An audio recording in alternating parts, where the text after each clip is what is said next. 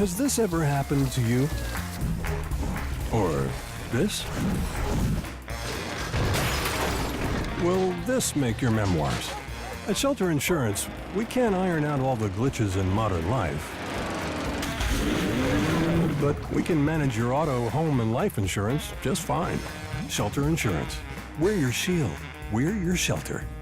Get the insurance coverage you need at the right price. Call Mark Manning today.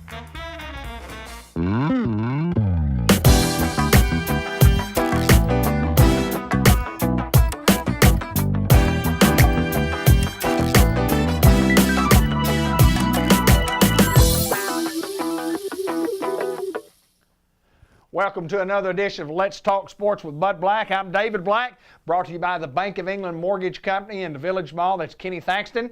And if you are looking for a mortgage for a home, you're needing to buy a home, and you really don't know where to start on getting the money for a home, give Kenny a chance to talk to you about what he can do for you and let him lead you through the process of what it takes to get a home loan. He's a professional. That's what he does. He'd love the opportunity at the Bank of England Mortgage Company over the Village Mall. Even if you want to refinance, check interest rates, see if you can lower your interest rates, lower your payment. Maybe you want to take out some equity in your home, use some of that money for vacation, whatever the case may be. Give Kenny Thaxton a chance to talk to you about your next mortgage at the Bank of England Mortgage Company. Lots of things going on in February. One of the things, big Super Bowl that we just had, and of course the New England Patriots, of course they're going to win the Super Bowl each and every year that they're there. And this, again, they didn't win. They did not win. New England didn't win. Surprisingly enough, the Philadelphia Eagles win the Super Bowl. What a great football game, and what a great way to end an NFL season that had a lot of turmoil at the very beginning, and y'all know all those issues. But anyway, you couldn't ask for a better Super Bowl. One of the best ones I've seen in many years. You know, New England last year coming from behind, like down 28-3 or something at the half, and came back and beat the Atlanta Falcons. But this time, Tim Foles had all the answers for the Philadelphia Eagles. They kept coming back, kept coming back, and Tom Brady was once again, he was magnificent for the New England Patriots, but the Patriots did come up a little short. Spring means St. Louis Cardinals baseball. I know there's a lot of baseball fans out there who are excited about the Cardinals. The Cardinals have made some trades. They've released some guys. They've signed some new guys. They've tried to upgrade their staff. You don't know exactly what's going to happen until those guys get out there on the field to see if they can perform. But I'm looking forward to the Cardinals and see what they can do. College baseball is in full swing. Arkansas Razorbacks picked number one in the SEC and the SEC West. They're supposed to have a heck of a baseball team. Arkansas State University over in Jonesboro continuing to try to build and establish good quality baseball here in Northeast Arkansas. I want to end on something that's very, very important and dear to our hearts here at Newport High School. And Newport recently had a raffle, and Bad Boy Mowers up in Batesville got with Newport, and they kind of teamed together with the Newport Athletic Booster Club and gave away a lawnmower, gave away a Bad Boy zero-turn riding lawnmower, sold tickets. The Booster Club made good money. Scott Lancaster, we thank you. But what we wanted to show you is who won the awards. We have that video. We had a presentation that we filmed early in February on the winners of the raffle that we had, the lawnmower giveaway, and we also had some travelers tickets, and we also had a bank card from Walmart. But that video is next, and want to remind everybody before we get to that video that the program brought to you by the Bank of England Mortgage Company, member FDIC, Kenny Thaxton, for all your lending needs.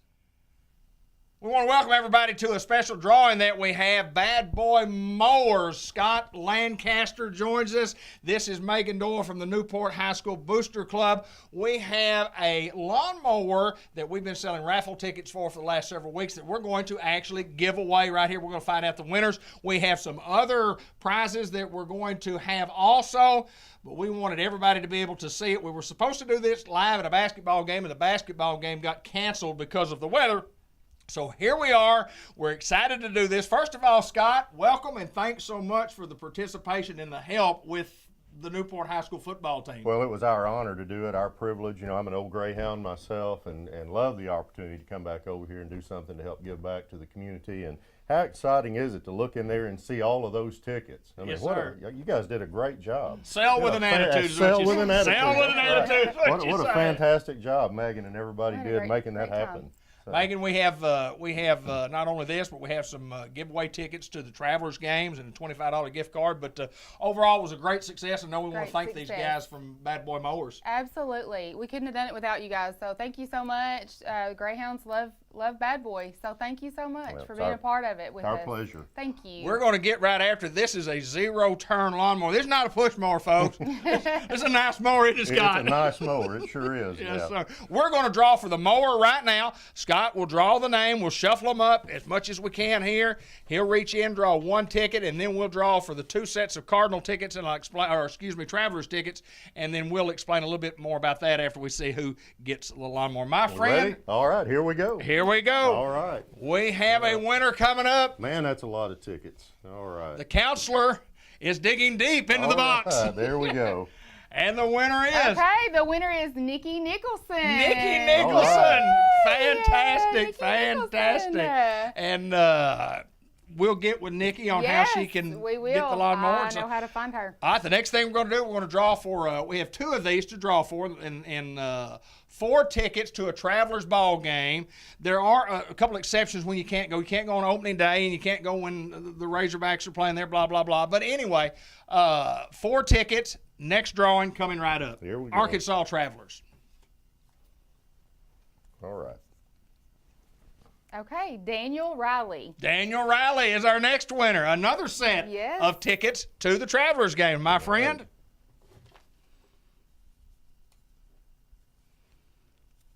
Okay, for the second set of Travelers tickets, Heath George. Heath George is a winner. And a final $25 gift certificate from Walmart. Here we go, Scott, my friend.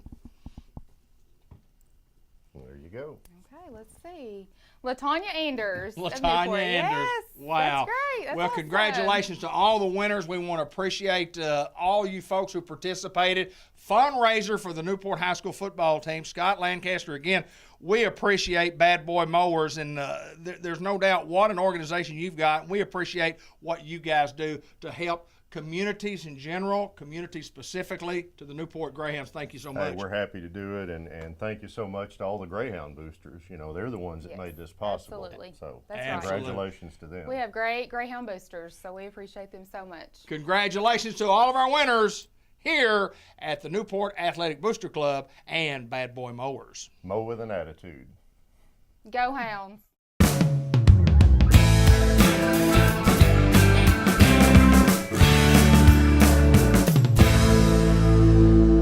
At WRMC Medical Complex Newport, we get to visit with my good friend, Dr. Jeff Angel. Good to see you, my friend. Thank you. We welcome you to the program. We're going to talk a little bit about you and talk a little bit about your services. And first of all, for those people around Newport who don't know Dr. Jeff Angel, tell us a little bit about you. Tell us about growing up and tell us about where you live and just kind of give us a little outlay of all about you, my friend. You bet. Well, I've been in Batesville now for 23 years.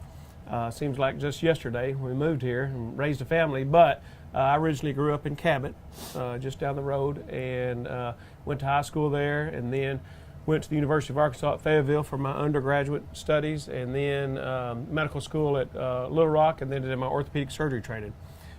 So as I tell a lot of people and kids growing up that actually I finished the 25th grade. That's right. How much school I had. Yeah, But, wow. Yeah, got through the orthopedic surgery and moved to Batesville, and that's been my one and only job since finishing, and we really enjoyed it. It's the community is like what my wife and I are both from Cabot, so it's like the people around here are just like what I grew up Sure. with and are able to relate to.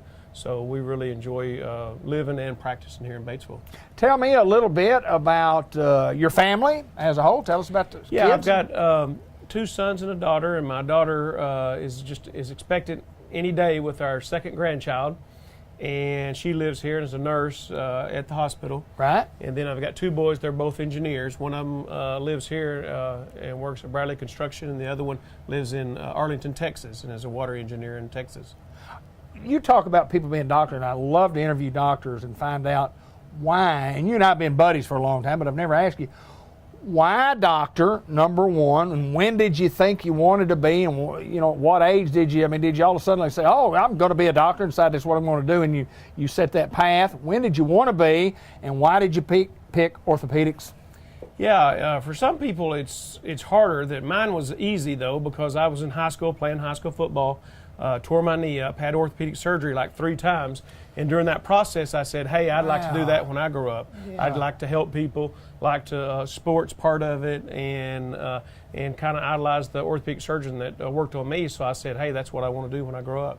You're in Newport here at WRMC in the medical complex in Newport, just not as a full-time, obviously, because you're at MPOC Medical Park Orthopedic in Batesville, but tell us about how it's been in Newport and having patients, and how do we get to see you if we need to see you in Newport? Oh yeah, it's been great. I've been actually going to Newport for most part of the 23 years off and on. Dr. Allen's went over there early. I've been at the hospital seeing patients over there before, and then had a couple of the doctors' clinics there, and then finally with the new White River clinic, still holding clinic over there, and try to get over there at least once a month.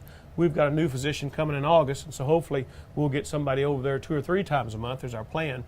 And it's easy, just call the White River physician line number, or call the clinic there directly, and they'll get you your appointment. And we see everybody that wants to be seen really basically that week, so we don't have a real far scheduled out time, so we try to accommodate. Sometimes that makes it a little bit of waiting time if we get really slammed with a lot of patients from from the emergency room or things like that, but we try to accommodate and see everybody when they need to be seen instead of putting people off for a month or 2. You, like David Black, big sports guy. We talked about the Super Bowl, and been a Pioneer fan and follow the Greyhounds, and love high school ball, college ball, professional ball. You're a sports guy. Talk a little bit about your love for sports. Yeah, I played football in high school and always loved sports, of course, and played baseball. But I worked with a family doctor who was the team doctor for Cabot, and started going to the games with him and seeing how he did it. And he would see injuries on the field and start watching a player if they started limping or something, and kind of taught me the basics. And then when it got into orthopedics, then we kept that up, going to when we worked at Children's Hospital, they had various teams that we'd go and see. So it's kind of a natural for going into orthopedics and going to the sports part of it, and then keeping the love. And the sports part of it, I still travel and go to most of the Batesville Pioneer games. Sure. I missed just a few this last year going to meetings, but my kids grew up here, and of course I enjoyed doing it with them. But the high school athletics just is, to me, the epitome of a young man going from a kid to a man, and watching those players develop from the 8th, 9th grade up to senior. It's really fun to be a part of that, and it's it's a needed to be on their sideline. It's nice because the coaches don't have to worry so much and can coach the game and allow us medical people to take care of the injuries. But I just really love being around the kids that age and watching them grow and develop over the years, and so just falling in love with it and just kept it up.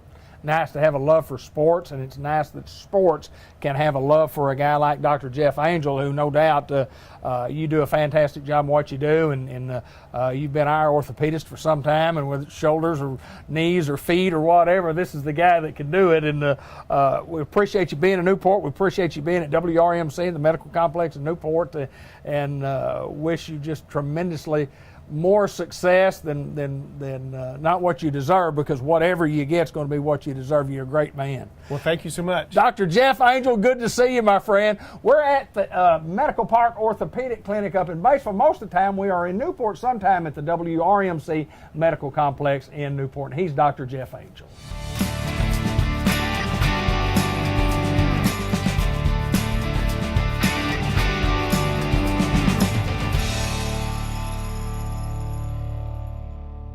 John Chadwell, NEDC in downtown Newport, and glad to have you back, my friend. Always good information when we come down here and visit. We've had a 30-minute conversation prior to getting on the air talking about a conference that you went to, and I want to hit on that a little bit, and because some of the stuff you're talking about is just simply amazing. Just share us some of your thoughts about this national conference that you went to, John. Well, to keep my certification, I'm required to attend one conference a year.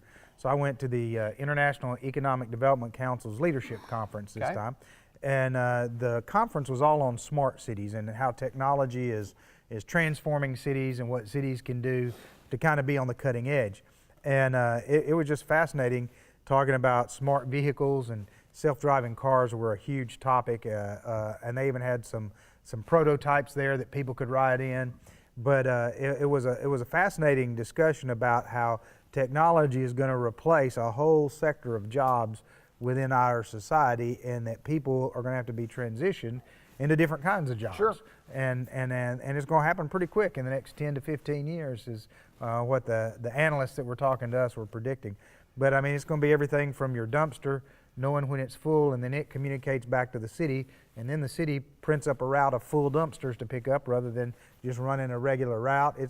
It's going to, you can transmit, city vehicles will drive and they'll have cameras all over them, so if they see a pothole, it immediately gets transmitted back to City Hall and to replace. And it was just fascinating. And we had speaker after speaker that got up and talked about big towns and small towns that were embracing this idea of technology and what technology would do to revolutionize their community. But some of them were talking about all the consequences, all the changes that we're not even thinking about with some of these self-driving cars. I mean, you get the self-driving cars and they drive themselves on the interstate, well, they're going to go the speed limit because they're programmed to, so you're not going to have as many tickets being written on highways, which is going to do cash revenue constriction in some communities that depend on that revenue income. So the ripple effect of technology and the rate at which technology is changing is just absolutely incredible. But the big thing is it's changing industry too. In manufacturing, you're seeing a ton of technology that comes into the manufacturing process. And you and I were talking about all the robotics that happen now that do what people used to do. And you can't slow it down. I mean, it's just going to get more and more because robots don't call in sick. That's right. Robots don't go on strike. You know, you got all these things that robots don't have to deal with. But somebody's got to be there who can fix the robots. Somebody's got to be there who can run the robots and who can program the robots. So the jobs are just going to transition different into type of job in the same industry. But part of what towns and cities are going to do is work with their educational institutions to try to start preparing people for the new economy and for what's coming down the pike. And it's going to be a very fascinating transition. It's going to change. It's going to change. I mean, it's going to change dramatically in the next 20, 25 years, sooner than that, more than likely. And of course, you know, we see that every day in changing the computer system. Who would have ever thought of that you could, it used to amaze me when you ride down the road and you drove by the radio station, I could turn it on and I could hear my brother. My brother was in that building over there to my right, and I could actually hear him talking. I thought, well, where's the wire that connects from there to my car? You know, there wasn't any wire. There wasn't a wire. And then cell phones, computers, and so on. But interesting there. And we want to talk a little bit about what's going on in Newport, Arkansas, too. Just finished a great chamber banquet. Other things coming up, big things happening in Newport, Arkansas. Well, there's some big things happening from the things to do standpoint. The Chamber's got a big fundraiser called the Pot of Gold. If you're interested, you need to check them out and see. That's going to be a lot of fun. The art show's coming up the end of the month, end of February, and it's 250 artists going to be here. It's going to be huge. And then we've got the big summer series that's going to be coming up. We're going to have music and movies in the park and all that kind of stuff. Almost every week of the summer, something's going to be happening in downtown Newport. And I have people say, well, what does that have to do with economic development? You know, how's that? A lot.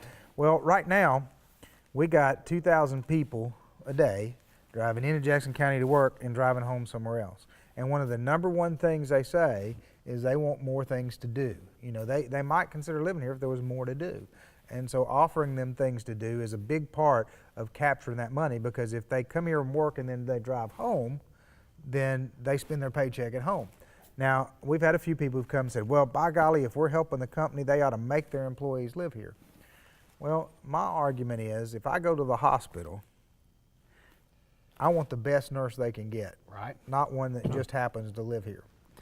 what I need to do is make sure that the best nurse they can get wants to live In in Newport. Newport, you know. And so that means that community development now is going to be part of economic development, because just that's 2,000 families more or less. That's by that 2,000 people. Let's just say 200 of them moved into town, put their kids in our school, went to our churches, bought stuff at our stores, bought houses here. You would see a big economic Tremendous boom. impact. Tremendous. And so that's part of the puzzle. That's not all of it. We're working on retail development with a group called Retail Strategies that we've hired to help us with some of that. We're working on industrial development, and we're in the process of certifying that 3,200 acre site, which will be the biggest certified site in the state once we get it done. We're working on infrastructure stuff. So there's all kinds of things that are being worked on right now. And the good news is we've got a really good working relationship with the State Economic Development Group, probably the best that Newport's had in a long time. And that's paying dividends with getting prospects and getting exposure for other opportunities. So last year, you know, we hit that 80 prospects, and we were like, that's the biggest year we've had. And we're already at about 15 this year, and we're halfway through February. Right. So, you know, we see a lot of activity, and we see a lot of interest from different folks. Well, no doubt we're doing good things down here. We're doing good things within the community. And, man, I'll tell you what, I can't imagine living anywhere else, and home to me and home to you, and just a pretty good place to have a business and be able to work, and just good people overall. And what we're doing is we're doing for the best of the community, no doubt. That's right. And everybody who works up here, the whole staff, that's all they want to do is do what's good for Newport and make it better. John Chadwell, my friend, good to see you, sir. Good to see you. This man is the NEDC guy. That means he's in charge of the Newport Economic Development Commission, under the commission, and what a great job he does for Newport, Arkansas. John Chadwell.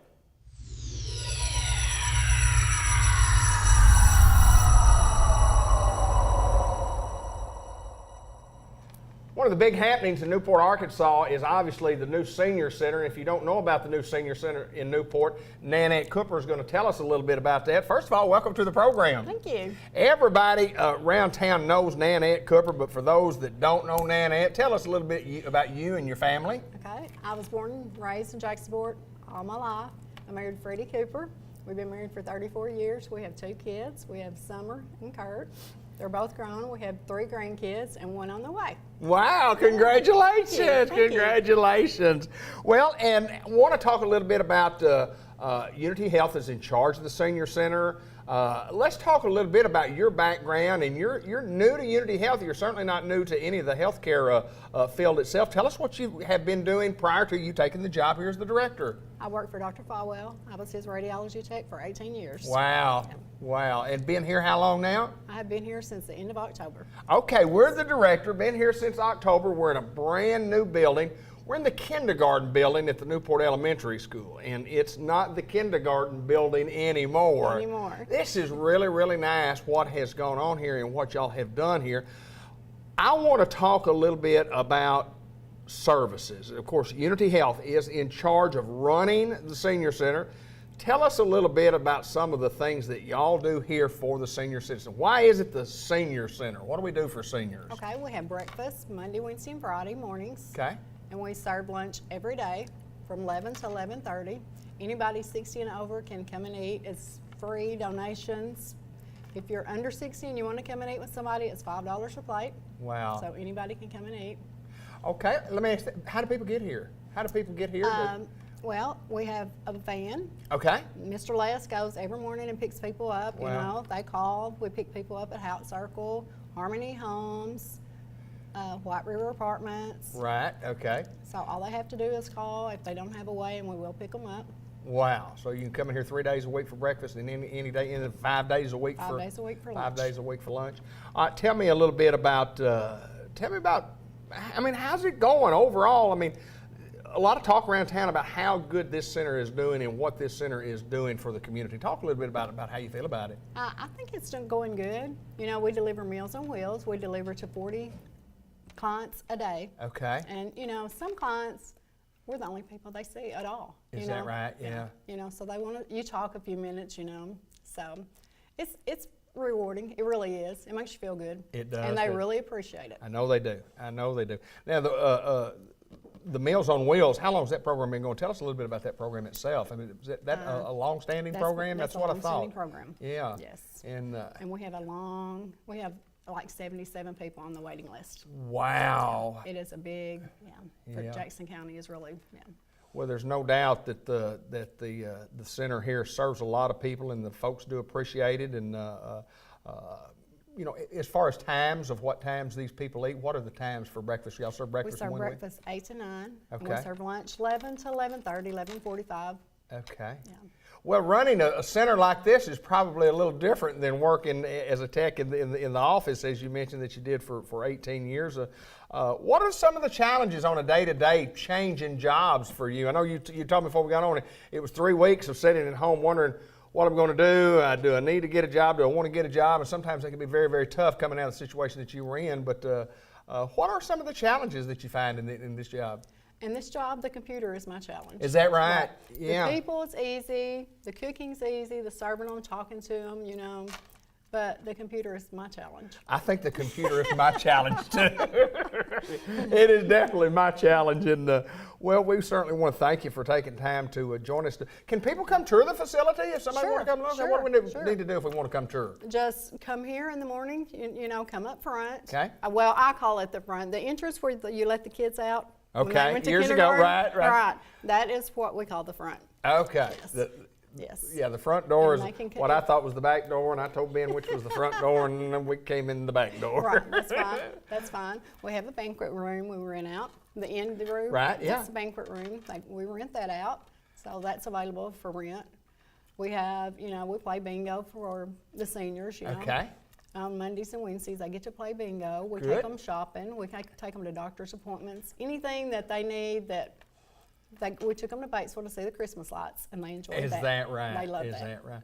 So a lot of things other than just providing meals. I mean, providing services for seniors. That I mean, it's always I see the word joy there, and it just reminds me it's such a joy to know what we do as a community for those people in the community that need the help, and they Yes. certainly need the help. They do need the help. I mean, you know, I read mail for people all the time. They come in here and they're like, "This is what I got in the mail. Will you show me what's good and what's not? Read it," you know. And I mean, you know, it's amazing because you don't realize. I didn't realize the need. Right. You know. Yeah, tremendous need. Tremendous need. Tremendous need. Tremendous. And we often talk about when you have babies who are really not able to take care of themselves, and as we get older, we hit in those stages where sometimes there are just things that we cannot do. I mean, I'm at that age now at 61 years old. There's just some things that I cannot do at 61 that I could do when I was 35. Right. And the older you get, the more we lose some of those abilities, and that's why we have a great senior center right here at Newport, Thank Community you. Health. Thank you. We appreciate it. Nanette, anything else that we need to talk about? Have we covered everything pretty well? I think we've covered everything pretty well. Yeah. And tell me about the renting the facility on the end for, I mean, anybody in the public? Anybody in the public can rent the banquet. Like a little reception, or Yes, what's a beautiful room that we came Thank you. through? Yeah. Thank you. We have, you know, tables and chairs. You know, there's Okay. sinks there, but anybody can rent it, you know, for birthday parties, gender reveal. We've had Yeah, somebody yeah. rent it for gender reveal. Anything they want to rent it for, you know, we rent it out. It's $100, Okay. and that's just for the banquet room, you know. Right. And it's closed off, so they don't have Sure. to worry about. Yeah. Yeah, that's great. It's just an extra addition, another place that you could rent right here. Because, I mean, from time to time, it gets difficult to find a place to rent in Newport, Arkansas. Exactly. It Yeah, certainly does. it does. It certainly does. We appreciate you taking time to join us. I know you're doing a great job, and you. a change in jobs, sometimes a fresh change in jobs. Fresh I know you're change. enjoying it, I Nanette. am enjoying it. Thank you very Nanette much. Cooper, and we're at the Senior Center here in Newport. It's the old elementary school where the Castleberry, where the donut school was, no longer the donut school, and we had the Castleberry, not elementary, but kindergarten building. And it's just been completely remodeled, and it's for the Senior Center now. And we thank you for all you do, and we certainly thank Unity Health. Thank you so much. Thank you very much.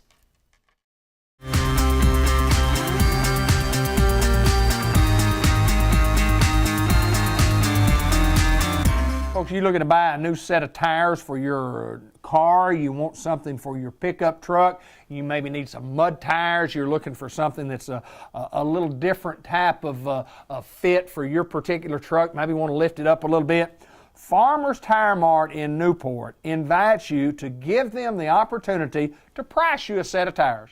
Before you buy your next set of tires anywhere else, give Farmers Tire Mart a chance to give you a price. At least see how competitive these guys can be, because I promise you this, hometown service, hometown sales, Farmers Tire Mart, where the rubber meets the road, they're going to give you a great deal on these tires. They're going to give you some options. They're going to let you get a great value for the hard-earned money that you spend. The only thing that they cannot do, they can't help you if you don't give them an opportunity. I've been doing business with them for many, many years, and they take care of me. They give me great prices on tires. They give me great prices on service. They do exactly what they say. They get it done right the first time, and if for some reason they don't get it right, they're going to get it taken care of. So if you're in the market for a set of tires, Farmers Tire Mart, they're located at 1501 Malcolm Avenue, right here in Newport. You know where they are. Tommy and Linda Bain, for many, many years, taking care of folks in Newport, Jackson County, and through northeast and north central Arkansas in the tire and automobile service business. Let me give you an example. You have a wheel bearing go out in your car or your truck, Farmers Tire Mart. You have your vehicle's pulling to the right or pulling to the left, just not right, Farmers Tire Mart. You got a flat tire, Farmers Tire Mart. You need some just air put in your tire, Farmers Tire Mart. You're looking for a set of tires for your ATV, Farmers Tire Mart. You need tractor tires, Farmers Tire Mart. If you need a tire, Farmers Tire Mart. Brakes become squeaky. Hopefully that they're not already rubbing metal to metal, but once you hear the squeak, Farmers Tire Mart. Oil changes, Farmers Tire Mart. Why not go to Farmers Tire Mart and let them do the general maintenance on your automobile? They'll keep a record of it. They'll know how often that you've changed your oil. Everything will be on record there in their computer system. Farmers Tire Mart, where the rubber meets the road, great people to do business with. Locally owned and operated. They're not owned by anybody outside of this city. They're not owned by anybody outside the state. They're not owned by anybody outside the country. Farmers Tire Mart, they're local folks with local ties, doing local business with local people. Give these guys a chance the next time you get ready to buy a set of tires. Go in and tell them what you think you might want, and let Tommy Bain show you what you might need to save you some money, sell you a better tire and for less money, and get you a better deal. Farmers Tire Mart, where the rubber meets the road, and don't forget about their affordable service on their automobiles. They are simply one of the best. Farmers Tire Mart, right here in Newport.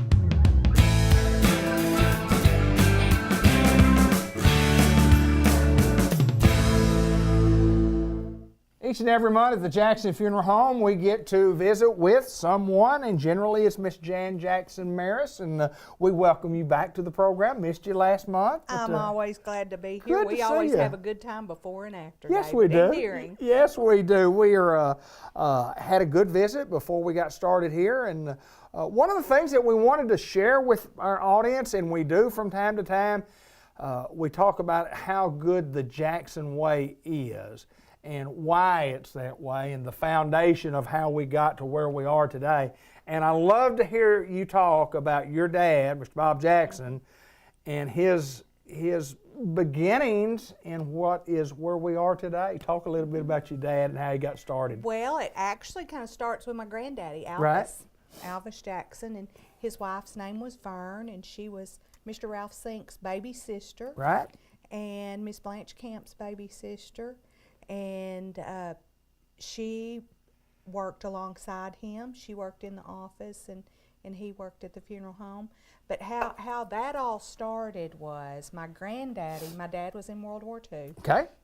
And my granddaddy was working somewhere else, and they hired him to audit the books of the Newport Funeral Home. Right. Which was based out of Jonesboro. And so he came in and started auditing the books of the Newport Funeral Home. And the gentleman who they had hired to manage the funeral home just stopped showing up.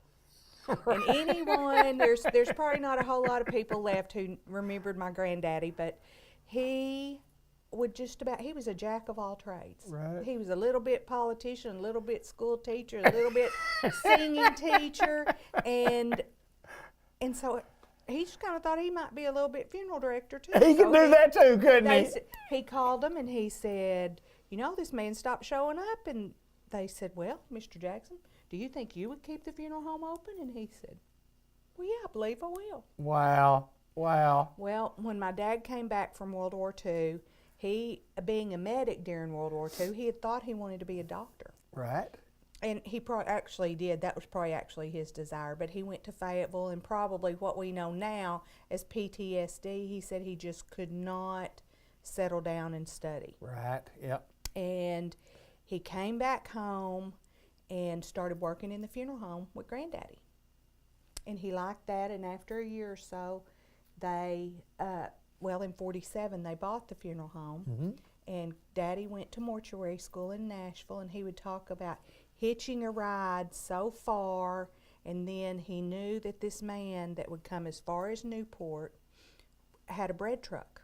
Okay. And he would get that far, and he would get on the bread truck, and the man would bring him all the way to Newport. Wow. And that's where he would get off and get to go home for however many times he got to go home during his mortuary school. Right. He came back, and of course, I guess I've already said they bought the funeral. Well, they had Sure. already bought the funeral home. He came back, and they started working together, and my granddaddy worked until probably around 1960 when my grandmother had a stroke. Okay. And my mother and dad got married about 61, in July of 61, and she had been the manager at Sears, Mm-hmm. and she stopped that and came to work with my dad, and they made a good partnership. And then lots of young men. Back then there was the ambulance service. Right, So, right, I mean, right. It was 24 hours a day, sickness and death. Sure. And lots of young men went through this place and drove an ambulance for him. Right. And he actually worked for 50 years Is in that this right? business. He Is did that before right? his death. And then in the 70s, after Jerry got back from Germany, where he served during Vietnam, he went to mortuary school in Dallas. And he came back, and Jerry actually worked for 50 years. Is that right? 50 years. So this is my 32nd year. So Got a ways to go, girl. Best I can tell you, got about 18 more to go. 18 more to go suits me just fine. And that will get you to 43 years old when you get there in the next 18. So Oh, 18, you'll be sure 43. it will, David. So you I'm won't sure it quite be will. at retirement age. So it looks like me, you'll have to do about 65 to 70. I would love to be able to do that. I absolutely would.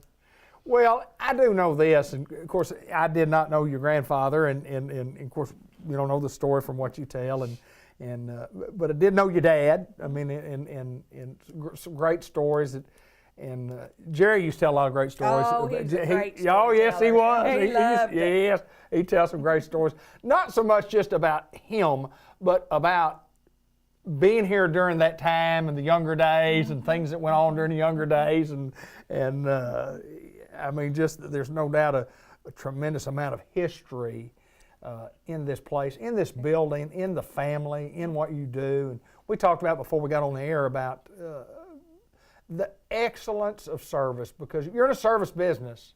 We are a service business, But it's the excellence of the service that you get that is second to none. Second to none. I can promise anyone who ever comes to any Jackson's or Thompson Wilson funeral home, you will not find any group of people who will work any harder to make your experience as comforting as possible. Right, right. There's no way for it to be easy, but we will work as hard as we can to make it as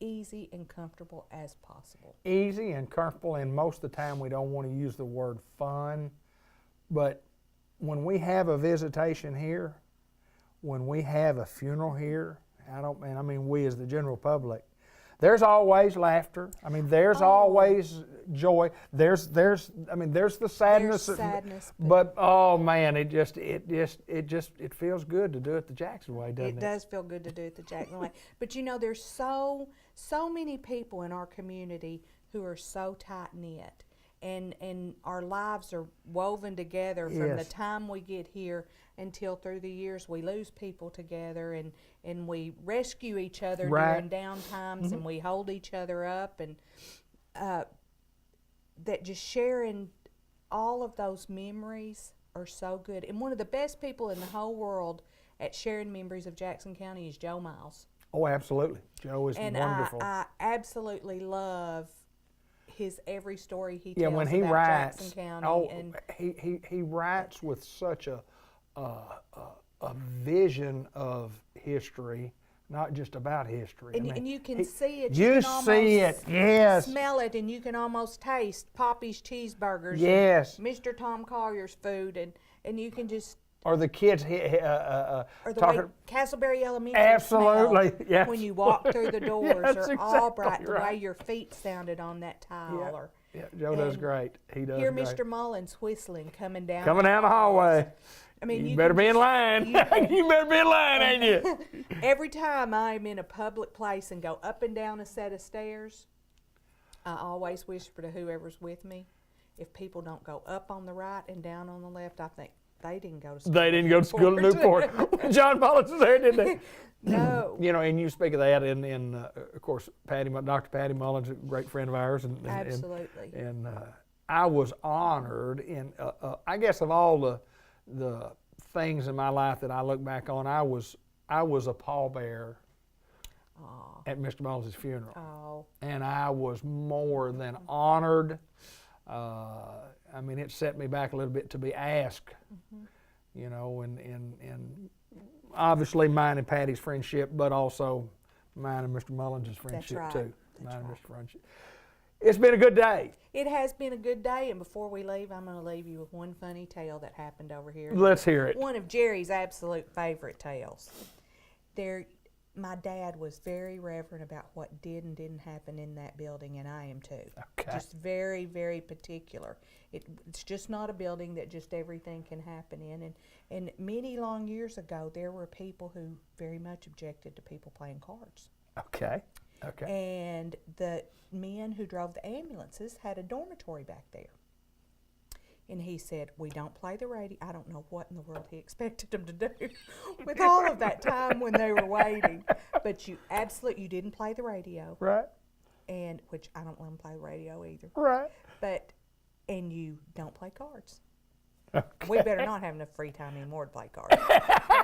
You don't. You No, don't. we don't. But when they were waiting on ambulance calls, there wasn't enough time to play cards. Well, he and Jerry said, I was about 14, Jan. He said, and he walked in there, and they were playing cards. And one of them was his younger cousin, Jerry Jackson, and one was Jimmy Wine Miller, and I don't know who all the rest of them were. Yeah. But they knew when they saw his face, they were in trouble. In trouble. And they were all his pallbearers too. All those Really? men. But they Really? started to run, and they ran out the front of the building, and I think Daddy chased them. And Jerry said, he looked at him and he said, oh, Bob, what are we going to do now? Daddy said, we'll make it. But Everything's going to be okay, isn't it? everything's going to be okay. And of course, all of them came back and eventually worked at the funeral home again. But that's always been a story. And when all of them have come before and laughed about it, it's just fun. It's good memories, and it's all the things that have made us up during. It's all the during things these that years. life is supposed to be. It is. It It is. is that. Jan Jackson Merritt, my pleasure to be with you today. My pleasure too, David. Good to see you. Thank Jackson's Funeral Home. Bud Black said it a million times. We're at the 1900 block of Malcolm Avenue. Thank you, girl. Thank you. Jackson's Funeral Home.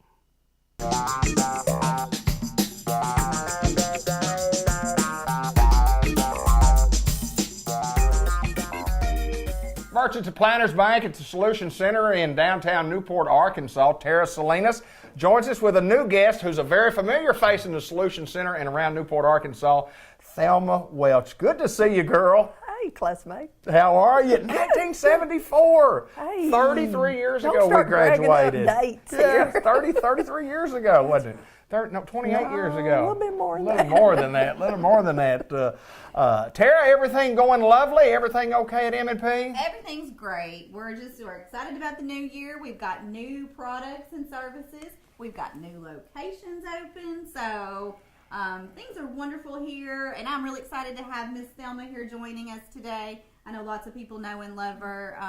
And I thought it was a good opportunity to talk to her and let her share some other good things that are going on. Well, for those of you who do not know about Thelma, tell us a little bit about high school, college. Tell us a little bit about you, and then tell us a little bit about your family, and we'll start from there, and then we'll get into the good stuff of the banking business. Okay. Well, I grew up in Merchants and I did grow up in Merchants. You did, didn't you? I grew up in Newport, graduated from Newport High School, went to college out of state, but came back here and made my home here. And I've been at Merchants and Planters since 1993, 34 years. So wow. It's a good place to be. We do good things. I told Mr. Gowan, we were talking earlier at the end of the year, and I said, it's good to work at a place you're proud of.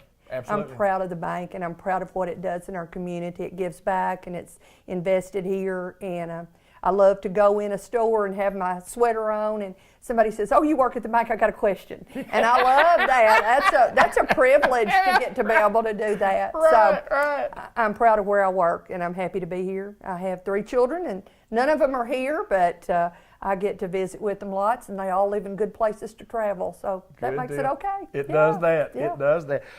You, of course, grew up here, went to high school here, did graduate in 1974, and came from a big family. Mm-hmm. Lots of kids and twins in the family, and That's right. girls everywhere. That's right, yeah. But Thelma and I go back a long way, even though we didn't go to elementary school together, because back in the day, we had 2 elementary schools. And That's right. you were over at Albright, and I was at the donut school. And I always wanted to go to the donut school because I thought y'all got to eat donuts all the time. We did. Just point over here at Albright. That was not They didn't have any exciting at donuts, all. did they? No, They didn't have any no. donuts. Well, talk a little bit about banking. You've been here, for a lot of years. What have you done? What have your jobs been? What is your job today? Well, I think I've been really lucky in that when I came to the bank, I started in the bookkeeping department. I started out working there, learning about, basically everyday banking business. I worked in the bookkeeping department. I worked in the trust department with Pat. Pat ran the trust department. I worked in data processing. I worked in the note department, and from the note department I became a loan assistant.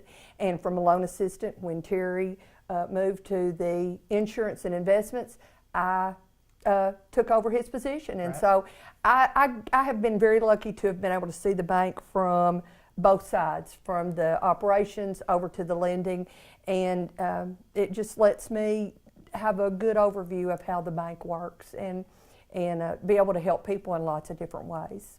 Well, there's no doubt, when you spend a lot of years at one place and you keep getting promoted and promoted and promoted, obviously that means you're doing a great job, and the people that, like you, and there's no doubt that you're a super person. Let me ask you this. Why banking? Was there something along the way where you said, boy, banking is where I want to be, that's what I want to do? College, tell me about college first. Did you major in finance, banking? No. What'd you major in?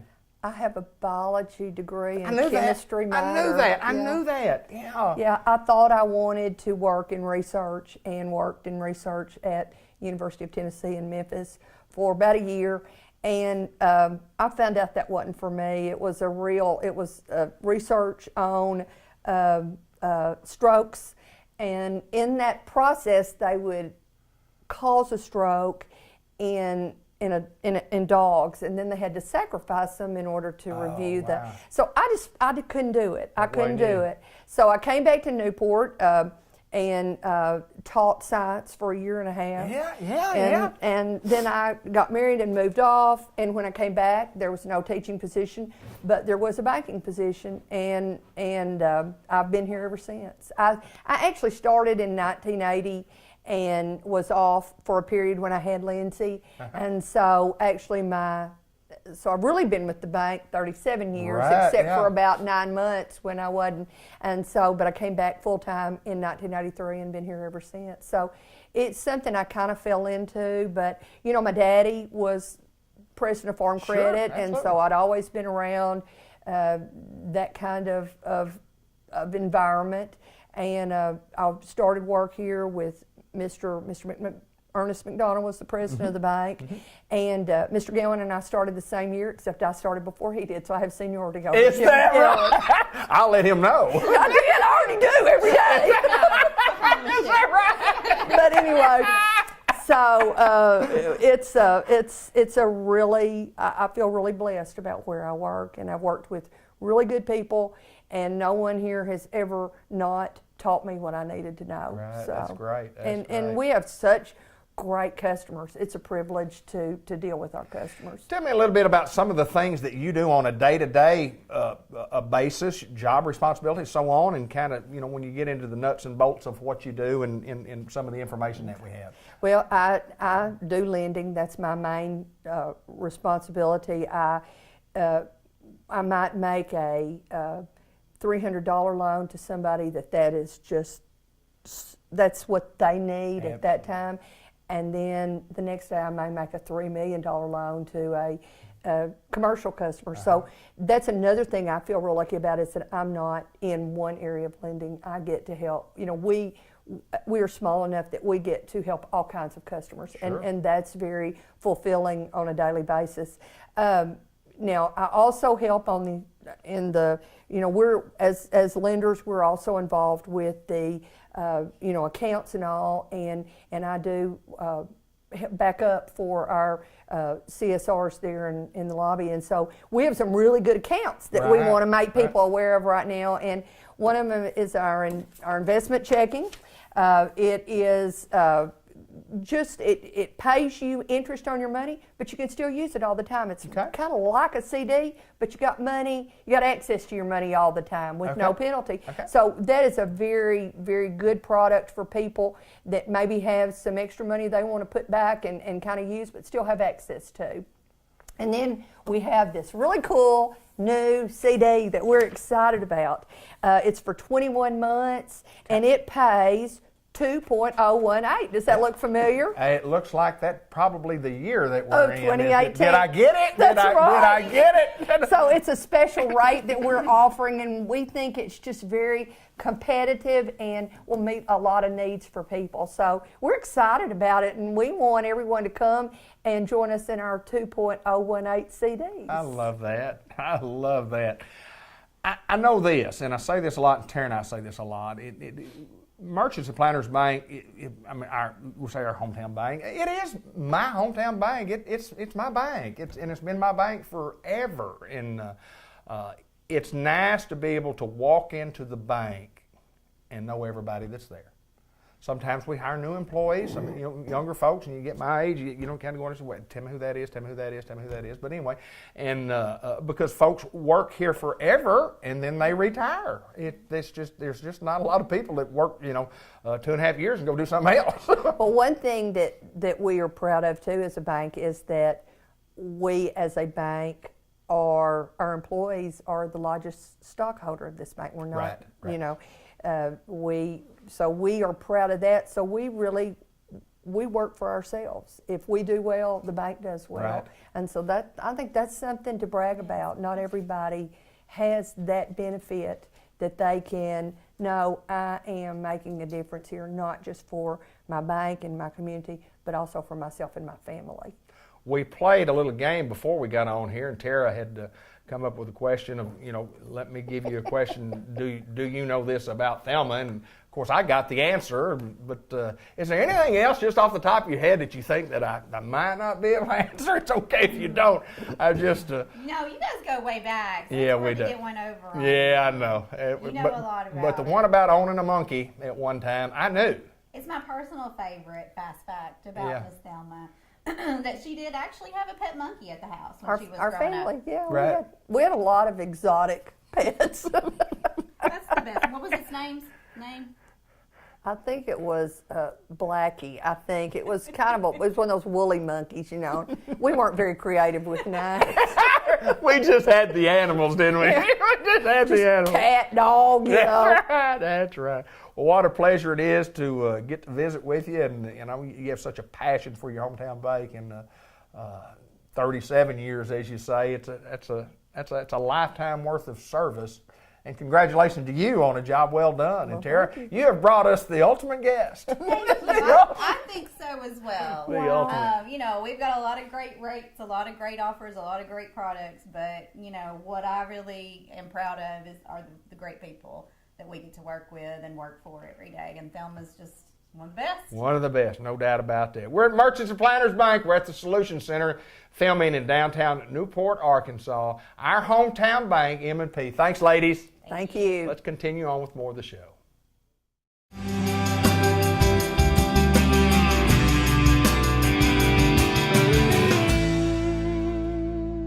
St. Michael's Place each and every month in Newport over on Pecan Street. Always with Mr. Jay Cox. And Jay Cox, welcome. And we have a special guest we're talking to today. Please introduce. We do. We have a brand new business office manager that is new to our staff, and this young lady keeps us in line. She, most importantly, keeps me in a paycheck, which is why I work so closely with this lady here. Yes. This is Miss Jody Conley, and she's no stranger to Newport. And I'm not going to begin to introduce her, but I will let her just tell us a little bit about herself and what all she does here at St. Michael's Place. We're glad to have her. Jody, welcome. Jody Kaysen Conley, Yes. if those of that you may not know, and most of you probably do know, but tell us a little bit about you. Tell us a little bit about growing up. Tell us a little bit about education and so on and so forth, about, younger growing up, and we'll talk about how you got here and what you're doing here in a little bit. Tell us a little bit about you. Well, I grew up in Tuckerman. Went to high school at Tuckerman, ended up getting my GED at around 2003. Went to college, recently got out of college about 2 years ago. Worked here and there, managed a few stores in the mall, and landed here at St. Michael's Place, and I'm extremely excited about it. Well, I bet you are. Now talk about the college. I mean, when you went to college, what did you think when you go to, everybody has a plan when they go to college, and it never, ever, ever, hardly ever works out. I'm going to go be this, and then I go and I get some hours in, and then I'm not that. Well, I'll tell you, I originally started going for business. Right. And then I changed my mind and went to communication studies with a minor in sociology. So I thought I was going to be a sociologist for a little while, and then I landed myself back in business. So it comes full circle. Well, no, you are a sociologist if you're having to deal with Jay Cox. You certainly are. That's true. That is true. Jody, tell us a little bit about what you do here at St. Michael's. First of all, how'd you get here? How'd you get to St. Michael's Place?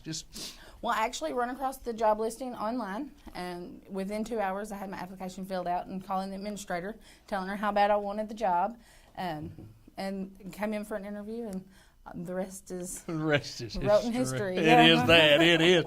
All right, and business office manager, that is a enormous undertaking. Tell us a little bit about the job responsibility and what all you have to do here. I do a lot of pre-admit packages whenever the residents come in. We get their financials in order, so definitely doing the financial side. I also get to do a lot of things with the employees on the employee side, a lot of HR stuff. What's HR stuff? What's that mean? Well, I get to do the payroll. Oh, okay. I get to do the employee problems when they have a problem clocking in or clocking out. I'm the go-to person, so they definitely come to me to make sure that they're clocking in and out and getting their hours. Jay said this jokingly at the beginning of the interview and talked about just make sure that you get paid.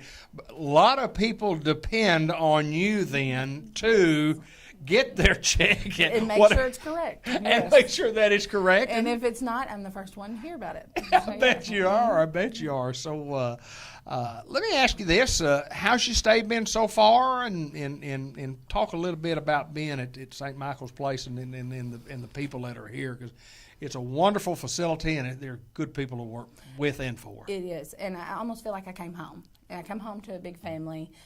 I'm here most nights, and we're all here working as a team to get things done. Jay and I are starting to roll out a few new things with how processes are going to work, and we're really making headway on that. And I've really enjoyed St. Michael's Place. Like I said, I know almost everybody. patients and all. If I haven't worked with them sometime, growing up, then I'm working with them now. So, I mean, it's a family. It's definitely my second family. Well, there's no doubt that when you're in this business and you're taking care of folks and lots of local folks here who you know their families, so on and so forth. But I know you're doing a great job. Jay told me that, and Jay, let me ask you this: we continue to hire good people. We're continuing to grow, and adding Jody to the staff is just another one of those big pluses that we have. Well, one of the things about having Jody come on board is that she didn't require just a whole lot of training. I mean, anytime you go into a new job in a new facility, you have to learn their processes. But she had a lot of experiences in the area of Medicaid and Medicare, things like that made her be able to pick up on things a lot faster, which made my job easier because I deal a lot with the resident as they come in with the insurance side, and so that made it a lot easier. Just the fact that she had some training before she got here, and so once again it was hiring the right people, like you said, at the right time for this season. We are growing by leaps and bounds. David, this year I told our administrator, I said this is going to be the year that St. Michael's has surpassed the years previous to us. Right. This is we see something here. We've built a good team, and I'm just going to look to the people in Newport and say we're not afraid to ask for your business. We're solid. We're secure. We're not going downhill. We're climbing. We're growing. And if you want the best place to bring your loved one for us to take care of you, St. Michael's is that place. I say it with confidence. I'm not afraid to ask you, bring them to St. Michael's Place. Not just your loved one in the later part of their years, but also you have surgery, you come across a sickness and a hospital stay, you need rehab, come see us. We are that facility that you need to be in. I'm not afraid to tell citizens of Newport, Jackson County, we are that facility. Hey, no doubt about that. And Jody, I just want to say that congratulations on your new job. I know it'll be a tremendous run for you. Thank you. You've joined a great organization. How you put up with a guy to your left, I don't know. Listen, just do the best that you can do throughout your stay, okay? Well, sometimes he's just right there beside me. So I just holler out to him, and we'll see how that goes. And one Man, of he's these a days good he's going man. to holler back at me. He will that. He will that. Jody Conley, new business office manager here at St. Michael's, and Jay Cox, as always, I appreciate y'all's time to visit with us.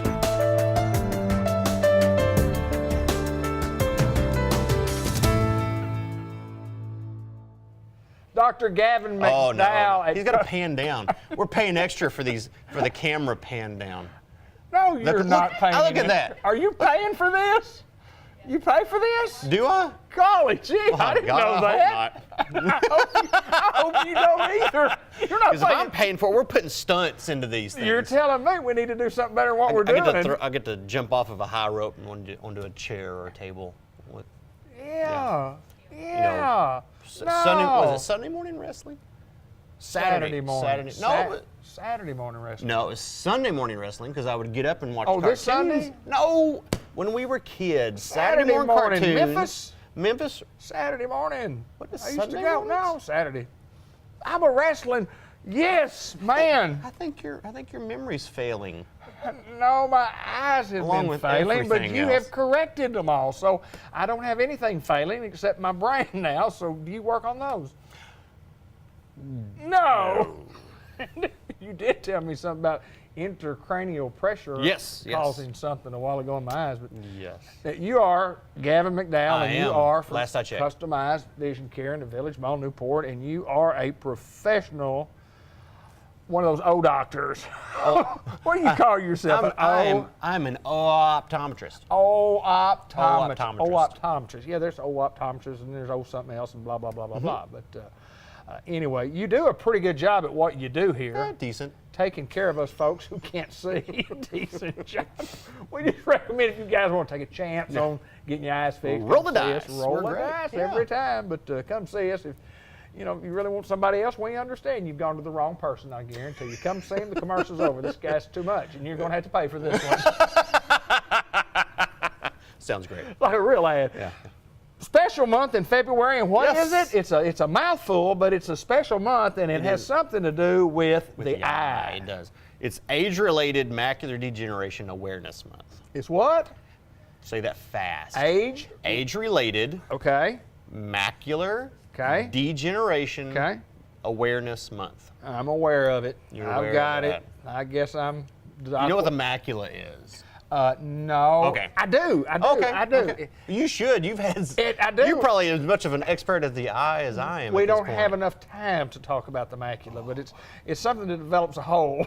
It can. Yes. Yes, it can. You know, I'm macular hole. You come across that on your WebMD search or something. Dr. Google. Dr. Google. Dr. Google. Yes, sir. He's always in. Hey, you got to be He's prepared. wrong most of the time, but I You mean, gotta it's either Ebola or prostate cancer. It's one or the other. I had a cold. It was Ebola. Yes, sir. And they give you the answers. No doubt. If you need to know what's wrong with your eyes, just Google it and go from there. Or you could come see Dr. McDowell and get a real professional answer, which is probably a little bit more efficient than Dr. Google. I would hope so.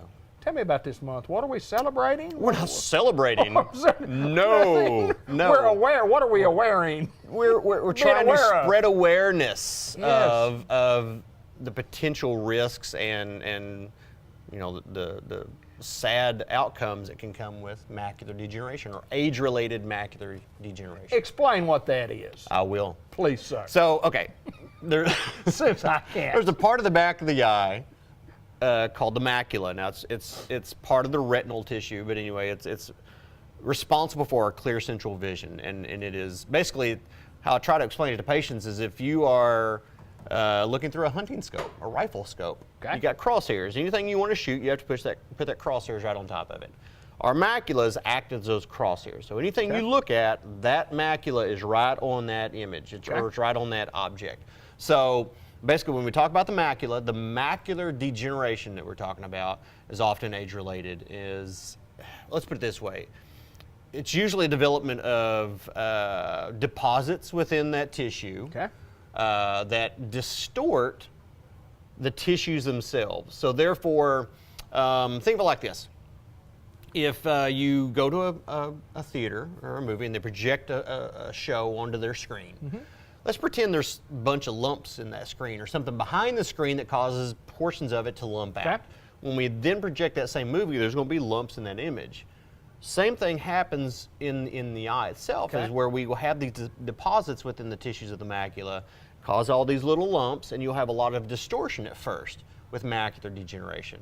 Now that's the dry form, dry age-related macular degeneration. Is there a wet? There is a wet. Now a wet form occurs when we have destruction of the tissue, basically set off this panic attack inside the body that says, hey, I need to start growing blood vessels to this area to try to correct some issues. Now, typically, the macular zone is what we like to call avascular. We don't have any major blood vessels going anywhere near it. We have a lot of very, very, very, very small capillaries feeding blood flow to these tissues. So when we start getting large blood vessels growing into that area, it's not a good thing. Not good. And actually, you often hear some patients talk about, actually, they had an anti-smoking ad talk about one patient in particular, one of the pitfalls of smoking can cause. Now she has to go and have injections into her eye using anti-cancer medications to basically cause those blood vessels to retract back and retreat. Wow. Now, if we get to that point, we're not talking about getting vision back to 2020. Right. We're talking about let's try to keep this dumpster fire from, spreading and getting even worse. Well, what do you do for those? I mean, we're talking about age-related. Obviously, it's some maybe hereditary, possibly. It can be. Actually, I like to tell patients there's 5 main risk factors for macular degeneration. It's basically Caucasian, female, over the age of 50, being a smoker or a former smoker, and having a family history of macular degeneration. Now, I want you to understand, I've had several African-American males who aren't 50 yet, who's never smoked and no history of macular degeneration, come in and have macular degeneration. So it's not like that's the box that we fit everything into. That's just the main risk factors for macular degeneration. Well, and speaking of that, I mean, there's lots of eye diseases that, you know, you have to get treated from time to time. You start by getting what I always call an eye health examination. You need to know where you're starting from. Yeah. And everybody needs, you may have 20/20 vision, but you need an eye health vision examination. And that's the thing about, you know, often early macular degeneration. I can't tell you the number of patients, literally I can't, it's against the law. But anyway, I can't tell you the number of patients I have that have early macular degeneration, and they're still 20/20. Right. It doesn't affect vision in the early stages to the point where, oh, I can't see very well. Most early stages will be, the symptoms are basically, if you look at a door frame. Door frames are supposed to be straight. If that door frame's got a bow in it, got a little problem. Something's going on. Right. And it could be macular degeneration. It could be a lot of different things. But, I mean, that's typically what we'll see in the first moments when a patient notices something's going wrong with macular degeneration. That's usually what they experience. It's what's called, a fancy word here, metamorphopsia. What? Yeah, say that backwards. Anyway, it's just distortion of straight lines, and so a lot of times I'll send patients home with little grids, looks like an Excel spreadsheet that's been printed out, and I say, you know, look at that a couple times a day and see if you see any distortion. Really? Yeah. And if you see any waves or something, you may have a little problem there, but we get it taken care of. And I've had eye problems, and everybody knows this, and you've been my guy that I come to that as my optometrist. You're my lead guy. Yeah. You're my lead guy, and you've sent me out to, you know, specialists along the way. But you got to have a start. And man, I recommend you. I'm telling you, if you've got eye problems, or if you need glasses, you need contacts, or you just want if you want to run with scissors, I'd probably be the guy you're going to see afterwards. That's probably right. That's probably right. Come see this guy. But it's amazing though, what you've done in my vision and got me to the people that I need to get to, and sometimes it doesn't work, and I've got one that didn't work, and one that you looked at, and we had some other you know, doctors that maybe have missed, and you said, no, let's go here, and we hit. Yeah. You hit on my right eye, and my right eye's a lot better, and still working on the left eye, but work in progress. I'm a work in progress, my friend. Tell me again, what's the name of the month that we're being aware of? The Age-related macular degeneration awareness month. And that's the month of February. That's the month of February. Why did they make that the short month? Why didn't they do that in March, where we get 31 days instead of 28? Is there something about this particular awareness that they didn't want us to have the full month? I think they drew straws, or maybe a bingo system. I really don't. I mean.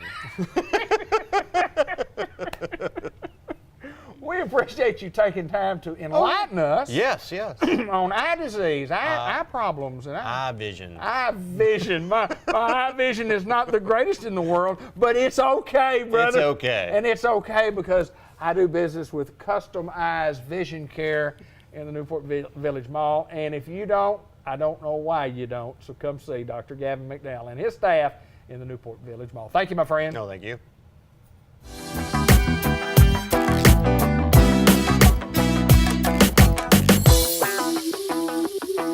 Hello everyone, and welcome to the February edition of the Farmers Supply Association Agriculture Report. I'm Randy Klepechka, agronomist with Farmers Supply Association. Well, February is here, and as I said last month, planting season just is coming real quickly. You know, we'll more likely plant some crops in March and then full bore ahead in April, so getting close. On this month's program, I want to talk about a couple of new rice herbicides we have available this year.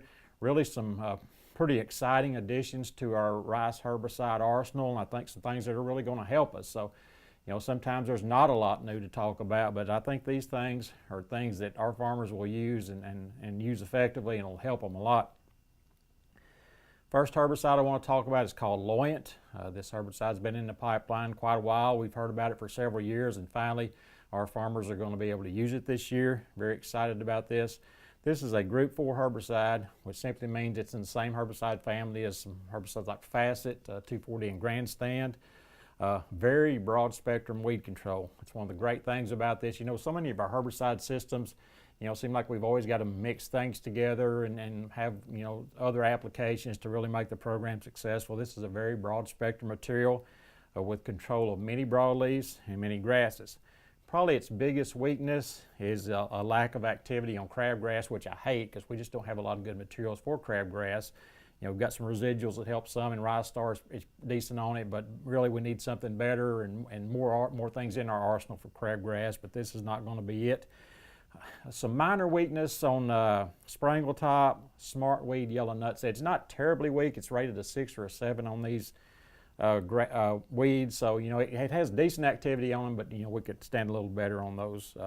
The rate is 1 pint per acre. You do need to add MSO with it for activity. Critical about this, you need to apply this material about 3 to 7 days pre-flood, which is different than a lot of our other things that we use. How this herbicide is going to act, you're going to put it out about 3 to 7 days pre-flood, and the weeds are going to start melting down, wilting down, but they're not going to die until that flood hits them. And that's why we need that flood to hit them within about 7 days. If we don't get that flood out there within 7 days, our activity is going to go downhill, and you're probably going to have to do something else. So that's going to be very critical to put it out no more than 7 days pre-flood. One more thing about this herbicide, it's a little bit, soybeans are somewhat sensitive to it, not just real terrible, but you're going to have to be careful around soybeans, which of course there's always going to be soybeans pretty close to rye. So again, this is Loyant, Loyant, and it's going to help us out a lot, I think. So hopefully most of our farmers will be able to get this and use it and get used to this herbicide starting this year.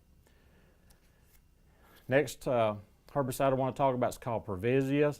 This is a herbicide system. This is a herbicide tolerant crop. You have to have the right variety that is tolerant to Previsia herbicide. This year we only have one variety, that's PVLO1. It's not a great variety, but it's a step in the right direction. There'll be better varieties out real quickly, maybe as early as next year. So PVLO1, yield potential is kind of average on it. It's not a great variety, but it's a decent variety. It's kind of late like Roy J, so it has some weaknesses. Also, it's very sensitive to fall smut disease. So some things we've got to look at with this. But if you've got barnyard grass and red rice that's tolerant to new path herbicide, then you need something if you're going to go rice in those fields, and this is the answer. So that's where I look for this to go, where these farmers have been using new path for a long time and have resistance to red rice and even barnyard grass and some other things. So that's where we're going to need this herbicide. Again, it's called Previsia, Provisia. Previsia, many of you are familiar with the old herbicide called Assure, which we used in soybeans. It's strictly a grass. It's the same active ingredient as Assure. Strictly a grass herbicide. No activity on broadleaves. It does have good red rice control, good weedy rice control, such as volunteer rice and things like that. So it's going to control all of our grasses out there, so that's very, very good. You need to apply the first application, generally about 1 to 2 leaf rice. The second one will be a pre-flood application. The rate is 15.5 ounces per acre. Do need to add crop oil concentrate with this for good activity. So again, grass control, 2 15.5 ounce applications with a crop oil. First one about 1 to 2 leaf rice, and the second one just pre-flood.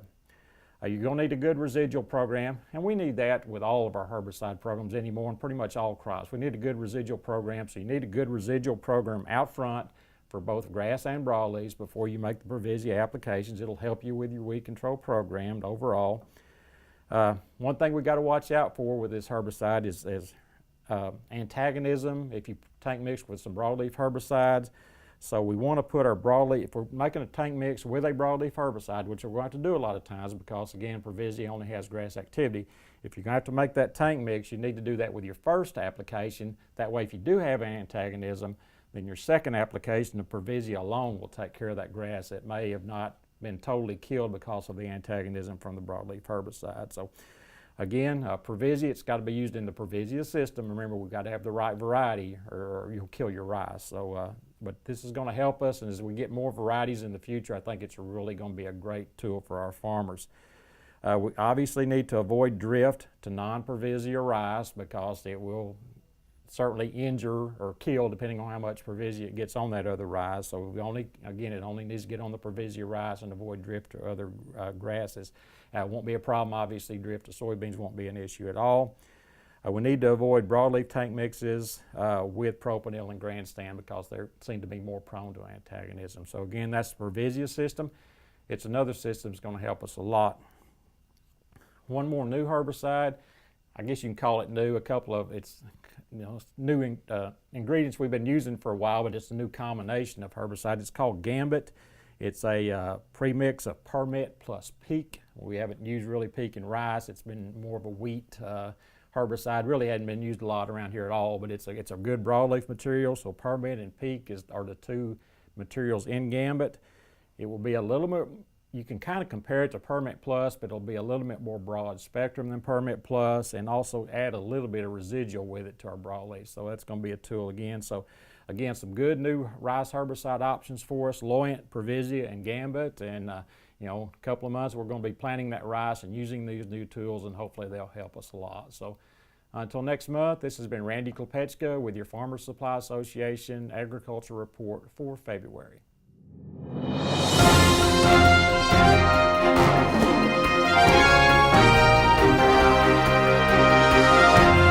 This is Mr. Ted Hall, and as always, or usually, we get to visit here on our cable television channels. How are you, sir? Hey, I'm good. I'm here with you. White River Area Agency on Aging. We're in Newport. We're at the Senior Center.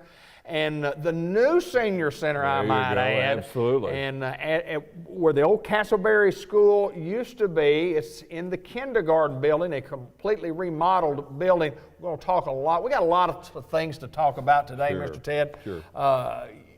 Actually, you were instrumental in this building getting where it is, you and White River Area Agency on Aging. Talk a little bit about, before we get into to this aspect, how did this thing come about? How did this place open?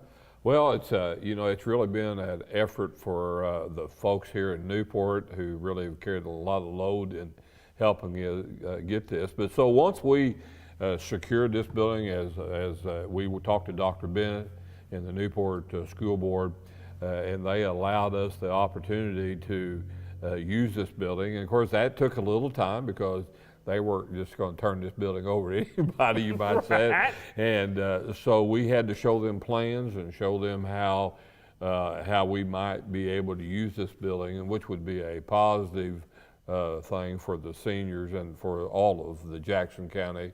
And so once we worked through that process, and then we were able to secure the permission from the Newport School Board to allow us to use this facility, then we brought in the White River Plain Development, and of course they work in multiple counties in helping find grants that would actually help us remodel this facility. And of course, David, you know this, just the way things are. This building had been vacated and had been here, I don't know how long it hadn't been used, but so there was some opportunities for us to come in and make sure all the air conditioning working and all the water lines were clear and all those kind of things. But that's when the Newport School Board helped us with that. And of course, Mary Stewart and his folks and the folks from the prison were able to come and help us some demolition. So it just takes everybody to do this project, and so we're talking about it, but it is a big deal. Yes, David, sir, it is. We're able to now have a senior center that I think the folks in Newport will really be proud of, and so it is our responsibility to make sure that we have activities and they're up to par, and that we have the food that is served here, that it's good food and they like it, but also the activities that we have here. And that's really how this all was set up back in 1965 when the Older Americans Act was actually passed. And the whole point is that, people that have worked all their lives and they're in their 60s now, they need a place to go. And so that's what the purpose of senior centers are about. Yes, it's about getting food, but it's also about fellowship. It's about that socialization that we have some of our folks, David, and throughout all of our 10 counties, and certainly here in Newport, they've lost their loved one, and so they need some place to socialize. And then we have all kinds of activities and that goes on here, whether it be wellness programs or whether it be learning about how to eat right, and even how to, we're looking down here at the list here, even how important smoke detectors are. Sure. So we have a lot of different things that are important for seniors to know. But one of the biggest things that we're facing throughout the country involving seniors is just a simple thing of isolation. It is that a lot of people, they stay in their apartments or they stay in their houses and they just don't get out. So when you get in that state of mind a lot of times, that's not healthy. Right. And so and then you have the issue of medications, making sure that they take the right medications, that they don't take what they've been taking, then go to the doctor and come back and take the same thing plus what the doctor is. So there's lots of things that seniors face that that we need to be that we need to give them some advice on, and if there's help, I mean, they can find help here if they come here. So lots of things that's going on. We're really proud that Unity is actually the contractor or provider, as we would Unity say. Health, yeah. And the reason how that White River Area Agency on Aging is, part of the 1965 Act is that there has to be an outside agency, and we're that outside agency that kind of sees that these things are open, the senior centers are open, and we have to contract with somebody to provide those services. Mm-hmm. And in this case, it would be Unity. And so they run the program, they're in charge, and so they're good people here, and they take care of making sure that the program here is successful. So we have a small part of helping getting this facility here and get it running, but you know, the folks at Unity are the folks that have the day-to-day operations. So it's the way that it was set up, and that's how we're doing it. Well, we want people to also understand that a senior center is for anybody. Anybody. Any seniors. I mean, it's not an income-based level type deal. Right. It's just, I mean, there's food available, there's games available, there's programs available, like you talk, wellness programs, spiritual type programs. They having a Valentine party in September, right. 11:30. Lots of activities that go on here. When we filmed today, we were here a month ago when we filmed Nanette, and they had a couple of people here. They had 8 to 10 people here today. They had more people coming in, and we filmed about, it's 10:30, 11 o'clock, and but serving with their programs. But anybody can come eat. There's private pay. Absolutely. You know, you can pay to Yeah. and come join in the fun and games. Absolutely. It's a good place to come. It's a good place to, like you say, instead of sitting at home, come be around some good folks. And that was the whole idea of the senior centers, you know, Right. and you talk about in 1965. That's what bet. senior centers are for. Absolutely. And you know, if they know of people that need to be served, we can come pick them up. Sure. They just need to contact the center here. So there's really no reason not to come. I mean, as far as we can get transportation to you, and then you can have some time here of fellowshipping and doing different activities. So it's a good deal, and so we're really excited to see this new facility. Although it's remodeled, it's new to Newport in the sense that it's a different place for seniors to go. And you know, and we're filming in the room that, of course, it's not finished yet, and Nanette spoke on this last month, and we'll talk about it again. They have one end of the building that is exclusively there for, it's not a banquet hall, but it is a party hall. It's a small banquet hall that can be rented out. After birthday parties and showers, and you know, even I think they were talking about even having a wedding reception or something like that, because it'd be easy access in and out. So it's here for the community, and we're glad just to be a part of it as at White River Area Agency on Aging, that we're able to kind of help get this thing in place. And now that Unity's got it, then as I say, it's their baby. But that is right. But they're prepared, and they've got good people that are working with it. And so we'll have a dedication coming up soon where we can invite everyone that's been involved. Mr. Frank Rogers' group did the construction part of it, and they had a lot of contractors that are local that were able to help us with that. So anyway, again, it's just a community effort. And you know, I was at the chamber banquet last week, David, and I was so impressed with there was a lot of people there. number one, but the awards that were given out, and it seemed like the enthusiasm, the old presidents leaving, the new one coming in, and that they had bigger and better things that they were going to try to do to promote Newport and the whole entire area here. So that's what we want to be a part of. You know, David, I'm all, if we're going to do something, let's do it right, and let's do it with all the gusto we got. And you know, you got to have, I think you have to have that attitude if you want something to be right. So. Well, I do know this, and I want to say congratulations to you, because you called me one time, you know, over a year ago, a year and a half ago, and asked me, said, you said, I've got an idea. We've got an idea.